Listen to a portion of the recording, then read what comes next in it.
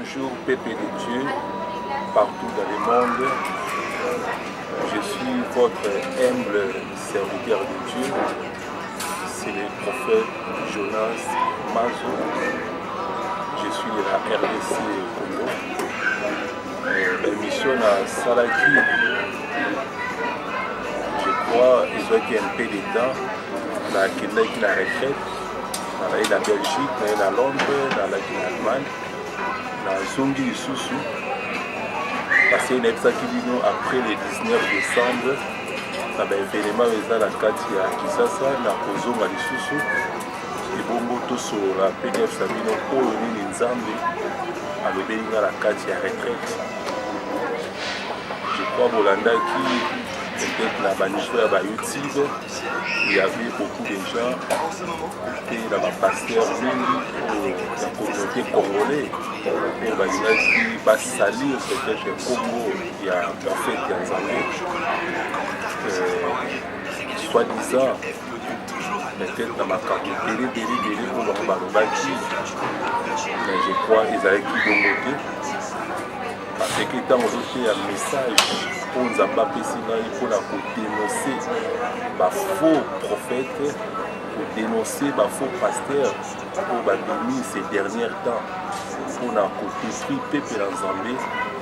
Je crois et c'est toujours Nzambe alors là a ressuscité un prophète de Dieu dans le temps de la fin pour ramener le peuple en Zambie dans le bon chemin. Et pour amener Bango dans le royaume de Dieu. C'est pour cela mission Zambie à Timura, la Europe, partout dans le monde, pour ramener le peuple en Zambie, dans le paradis. Je crois que les leçons na Zongi du Soussou, pour côté Abino, et pour côté Sabino, message pour l'Italie, pour le Congo, et le message pour l'Italie. Peuple en Zambie, pour la dernière temps de la fin, Nengetia Bafoti pour encore détruire le niveau de Zambie. Sans plus tarder, pour autant à ma famille en Zambie, dans le cas de Jean chapitre 1, verset 11 à 12. La Bible dit, elle est venue chez les siens, et les siens ne l'ont point réussi, mais à tous ceux qui l'ont réussi, à ceux qui croient à son nom, elle a donné le pouvoir de devenir enfants de Dieu, lesquels sont nés, non du sang, ni de la volonté de la chair, ni de la volonté de l'homme, mais de Dieu. Amen, peuple de Dieu. A Bible Sabiso, na onyoso aelimo Nzambe. Okola mopikisi na ye, Nzambe apesi pouvoir ya kokoma mwana na ye. Okoma mwana Nzambe okomi yango ni na volonté ya moto te, ni na volonté ya makila te, mais na volonté ya Nzambe ye moko oyo alibandi na kati ya loba. Ntango okomi mwana Nzambe, c'est que vie na yo ezodépendre lisusu na famille na yo te. Vie na ezodépendre lisusu na pouvoir ya mokili te. Vie na ezodépendre lisusu na moto aboti yo te, mais ta vie dépend de l'Éternel. Moto vie na ezodépendre epai ya Nzambe eza moto oyo arecevoir Yesu Masiya na kati ya bomoi na ye lokola Nzambe te mobikisi na ye. Ntango Nzambe oyambi Yesu Masiya lokola Nzambe pe mobikisi na ye, Nzambe akozwa molimo mosantu na ye akitisi yango kati na ye. Que le Saint-Esprit vient habiter en toi et le Saint-Esprit va te conduire. Amen. Molimo na Nzambe soki efandi kati na yo, excellent peuple de Dieu, molimo na Nzambe va te conduire dans le chemin de la lumière. Car la Bible dit notre Jésus-Christ de Nazareth, il est la lumière. Quand il est venu dans cette terre, c'était pour éclairer cette terre, c'était pour éclairer cette nation. Parce que quand le diable est venu dans le il était venu comme le ténèbre dans ailleurs qui a porté péché dans le Mokili. C'est pour ça que nous avons Katia Mokili, Satan a créé un bloc belé. Nous avons un ordinateur dans les temps jadis. Mais l'ordinateur est commis lelo peut-être portable ya malamu ekomi biloko internet ekomi parce que diable avait kofaire voir bato ke na kati ya mokili oyo c'est la paradis terrestre.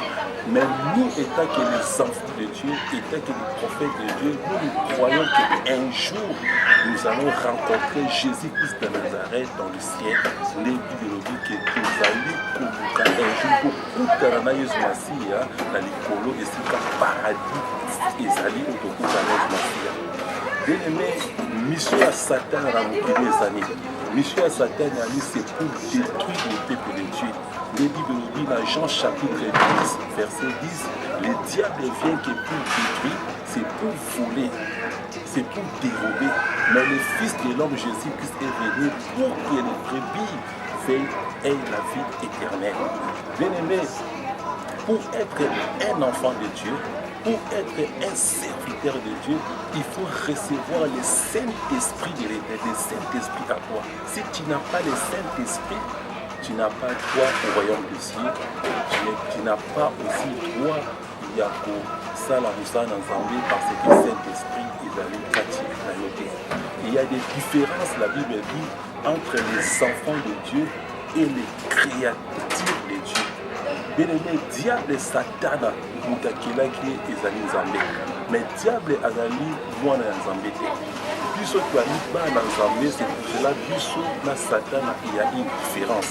Parce que nous sommes des enfants de Dieu, parce que nous avons reçu Jésus-Christ comme Seigneur et nous Sauveur. Mais le diable, il est créatif de Dieu, mais il a accepté Jésus Massia qui est le Zambie et le Sinaï. C'est pour ça que la mission de la terre qui dans le lieu était la fils de perdition, parce que la fils de perdition, ils ont battu les créatifs en Zambie et bazali ban en Zambie. C'est pour cela que Satan a dit la mission pour la carte c'est pour détruire l'œuvre de Dieu, c'est pour détruire aussi les ministres de Dieu. Mais je suis venu étant qu'un prophète de Dieu, c'est pour dénoncer toujours les faux serviteurs de Dieu au temps de la fête. Satan a dit ici, Basakoli en Zambie, ces derniers temps, pour pratiquer la magie, pour pratiquer la fétiche, pour même passer. Je connais un pasteur, peut-être à niveau à Belgique, peut-être à la même passer, je serai là sur la base pour avoir chance. La moni peut-être batunususu azobimisa peut-être mutu d'insecte na kati ya nzoto azobaki délivrance. Mais je crois que la délivrance c'est l'esprit.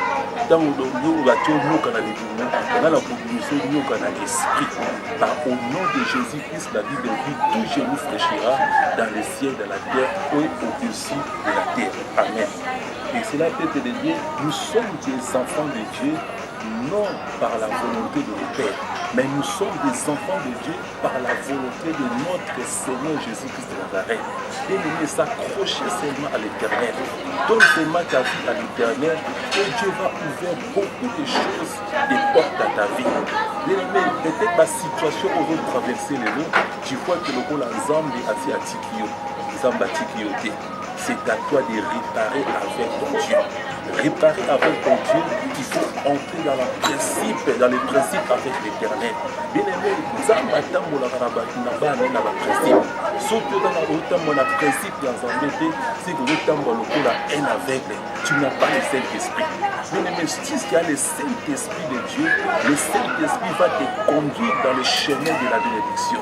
La Bible dit, lorsque le peuple de l'éternel fut sorti de l'Égypte, donc continue à quatre désert, la Bible dit le peuple d'Israël marchait avec Dieu dans les colonnes de feu et dans la colonne de nuée. Il y a une présence dans aujourd'hui, si tu veux marcher avec le Seigneur, et c'est l'autant dans le Saint-Esprit. Si tu n'as pas le Saint-Esprit, il y a le rôle avec la aveugle. Aux autres mais tu fais des choses, aux autres quand tu vas dans Zambie, c'est pour cela que beaucoup de serviteurs de Dieu aujourd'hui, on dit qu'on va bishop, on dit qu'on va peut-être pasteur, peut-être va Congo et Minene, mais comme dans la Saint-Esprit, comme que ça la makambo, selon peut-être un sentiment et un autre, mais Zambie a des sous la bangote. Aujourd'hui, étant qu'un prophète qui attend de la fête, na lieu que c'est dans ministre nous sur Zambie et c'est d'abord pendant la carte il y a repentance.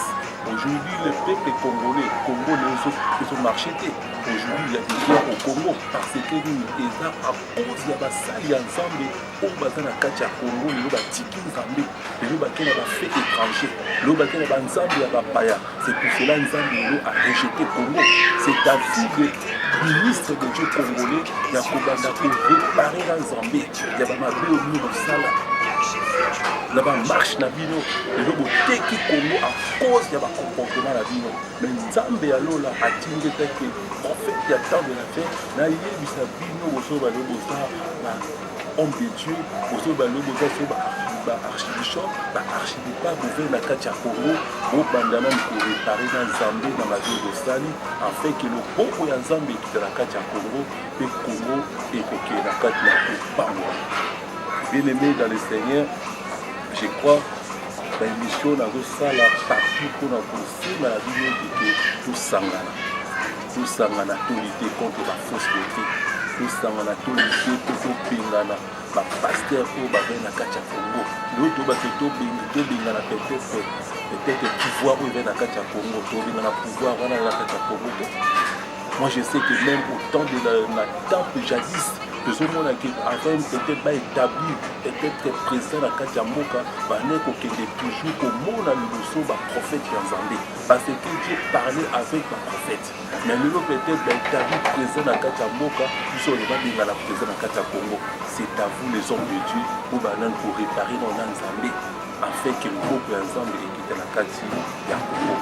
Message nango ezalaki nini ke il y a des différences entre les enfants de Dieu et les créatifs de Dieu. Tu peux être un créatif de Dieu, mais aux années parce que tu n'as pas reçu Jésus-Christ dans ta vie, tu n'as pas le Saint-Esprit à toi. Aux la fils il y a perdition, aux la moine et si Kanayo Ezali, la kati il y a enfer parce que tu n'as pas un enfant de Dieu. C'est là le message qui est au Rwanda, la bonne de la Kimingi. Ils ont un problème, il y a les 19 dans kati ya Congo. Mais c'est lui on a qui na kati ya retraite, j'ai beaucoup prié afin que Kimi ensemble ils ont na kati ya Congo. Je crois que Kimi dans kati ya Congo, la joie na Congo comme Dieu m'avait parlé, c'est lui na kuta la même na Mkonzamboka, c'est lui na kuta même na Tshisekedi na mekana sura na bango na pesa message oyo nzambe apesi na kuna sura na bango nazosenga peut-être na peuple nyonso ya congolais esika bozali na kati ya Congo ozala na kimia osagike te ozala na kati ya kimia. Je sais que le Dieu de la grâce, le Dieu de la Bible, le véritable Dieu avec lui na kati ya Congo, un jour Congo va changer. Obondela ngaza kabiliste te comme je vous avais dit dans l'émission na salaki nazali pe mutu opposition pété nazali pe combattant te mais je suis un prophète de Dieu naza pour transmettre un message au nzambe avec ça partout dans le monde nazopesa message kosalangali ke Congo échangé kosalangali ke nzambe a visité Congo kosalangali ke basali ya nzambe oyo bana kati ya Congo bazongela nzambe aussi lota basali ya nzambe ya Congo bata corrompu et si le temps que basali ya nzambe bana kati ya Congo peut-être batiki nzambe ya Bible bake na bafe étranger que nzambe ya lola a rejeté Congo nzambe ya lola a rejeté bango. Je voulais te dire, excellent peuple de Dieu, restez toujours branchés dans les choses de Dieu et Dieu va visiter le Congo. Amen. Que Dieu vous bénisse partout dans le monde. C'était votre humble serviteur de Dieu, le prophète Mazo Jonas de la RDC. Je crois vous bénir partout pour s'engager contre la fausse doctrine. Numéro 0033 7 53 90 47 55. Vous bénir partout dans le monde pour s'engager, pour lutter contre la fausse doctrine, contre la fausse pasteur au Babine Katia Congo, pour détruire votre Nzambe. Nzambe a Pambola Bino, Nzambe a Pambola Pasteur Ngalasi, Nika de la Kisasa, Nzambe a Pambola Chouchou, mon père spirituel, Pasteur Évêque Boutina, Nzambe a Pambola Lisusu, Pasteur Coutinho, Bika Azali, Nzambe a Pambola Lisusu, Solo, mon frère Nangaï Ino Kalonda, que Nzambe a Pambola Lisusu, le prophète Généo Omokombe, Nzambe a Pambola Lisusu, le prophète Guy Francis Yanda, Nzambe a Pambola Botelanga Mobimba, ma mère, Bandiko Nanga Nyonso, que Dieu bénisse Congo. Amen.